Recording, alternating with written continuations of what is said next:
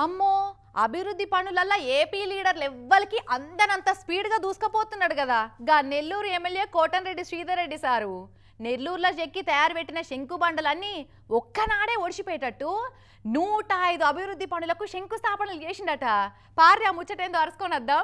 అరే వా, స్వపక్షంలో విపక్ష నాయకుని లెక్క విలక్షణ రాజకీయ నాయకుని లెక్క పేరు పడ్డకి Nellore rural MLA Kotamreddy sir మల్లోపారి వార్తలకు ఎక్కిండు కదా.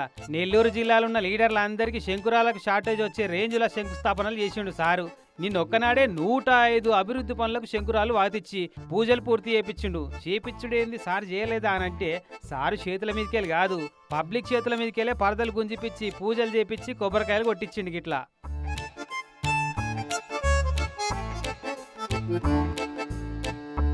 నెల్లూరు రూరల్ నియోజకవర్గంలో ఒకే రోజు 105 అభివృద్ధి కార్యక్రమాల శంకుస్థాపన. ఒక్కనాడే 105 శంకుస్థాపనలు అంటే మన రాష్ట్రంలోనో దేశంలోనో కాదు, దునియా మొత్తంలో ఏడ ఇంకెవ్వరు చేసి ఉండరు ఇట్లా.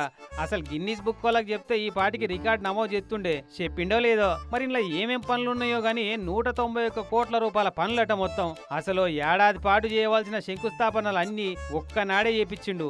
ఇవే కాదు, 60 రోజులనే 303 పనులను పూర్తి చేపించి 606 మంది పార్టీ కార్యకర్తలతోటి ఆ పూర్తయిన పనులను ఓపెనింగ్ చేపిస్తా అని టార్గెట్ పెట్టుకున్నట. వారేవ్వా, పోటీ అంటే గిట్లుండాలి. రాష్ట్ర చరిత్రలోనే ఇదొక అరుదైన ఘట్టమని మంత్రి నారా లోకేష్ సార్ కూడా మస్తు తారీఫ్ చేసుకుంటా ట్వీట్ చేసిండు ముచ్చటేరకై.